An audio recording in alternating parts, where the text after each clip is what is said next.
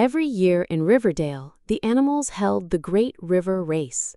Contestants would float downstream on homemade rafts, navigating around rocks and rapids to reach the finish line at Beaver Bay. This year, Marco Mouse was in charge of organizing the race for the first time. He had been preparing for months, making lists, designing posters, and recruiting volunteers. "This will be the best race ever," Marco told his friend Greta Goose as they walked along the riverbank. "I've invited twice as many animals as last year." "Twice as many?" Greta flapped her wings nervously. "That sounds like a lot. Are you sure the river can handle that many rafts?" Marco waved away her concern. "More racers means more fun. What could go wrong?"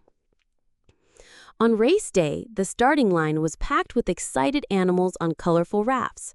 There were rabbit rafts made of twigs, squirrel rafts decorated with acorn caps, and even a turtle team on a raft of sturdy leaves. "Welcome to the annual Great River Race," Marco announced through a rolled-up leaf megaphone. "On your mark, get set, go!" The race began with cheers and splashes as the rafts set off down the river. For the first few minutes, everything seemed perfect.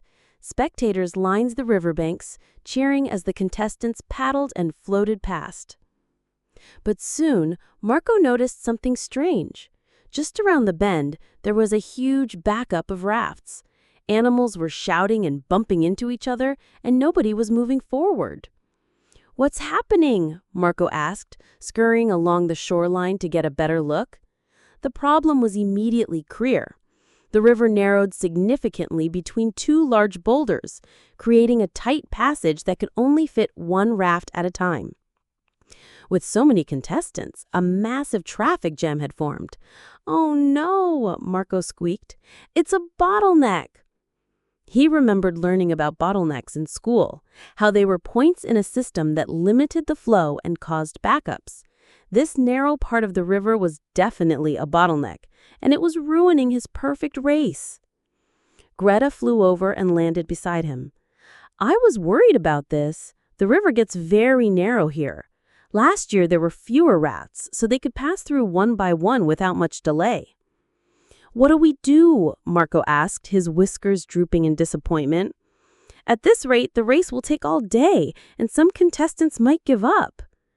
Just then, Oliver Owl swooped down from his perch in a nearby tree.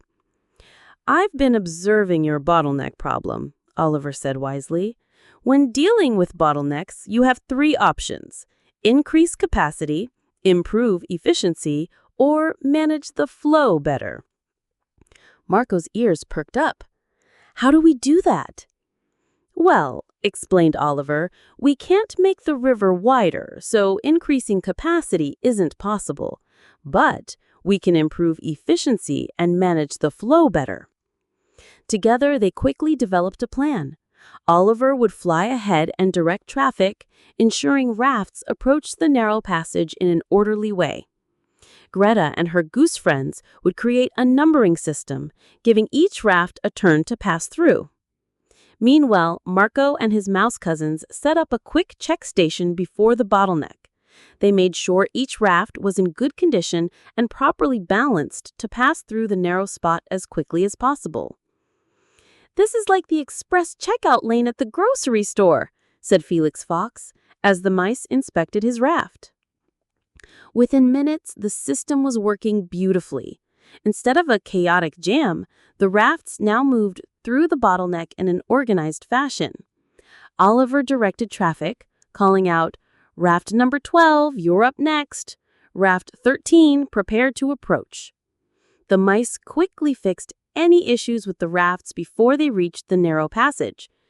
"Your right side is too heavy," Marco told the rabbits on raft number 15. "Shift a bit to the left so you don't get stuck." Greta and her goose squad monitored the flow, making sure there was enough space between rafts. "Next raft, wait until the turtles are completely through before you start." As Marco watched the race continue smoothly, he realized something important. Sometimes having more isn't better if the system can't handle it. Managing the flow properly was the key to success. By the time the last contestant passed through the bottleneck, Marco had learned a valuable lesson. For next year's race, he already had plans to create multiple starting waves of rafts, spaced apart to prevent bottlenecks altogether. After that, as the animals gathered at Beaver Bay for the award ceremony, everyone agreed it had been the best river race ever, despite the unexpected challenge. 3 cheers for Marco and his quick thinking, announced Mayor Badger as he presented the winner's trophy to a family of jubilant otters. Marco blushed as everyone cheered. I couldn't have fixed the bottleneck without help from my friends, and now I know that identifying the problem is the first step to solving it. That evening, as the sun set over Riverdale, Marco sat with Oliver and Greta, planning next year's race. "You know," said Oliver, "bottlenecks are everywhere in life, not just in rivers. The important thing is learning to spot them and find creative solutions." Marco nodded. "And sometimes the best solution isn't working harder or faster, but working smarter and more efficiently." "Exactly," Greta agreed, "just like we managed the river race today." As the stars began to twinkle overhead, Marco felt proud. What had started as a big problem had turned into an even bigger learning opportunity. And that, he decided, was the greatest victory of all.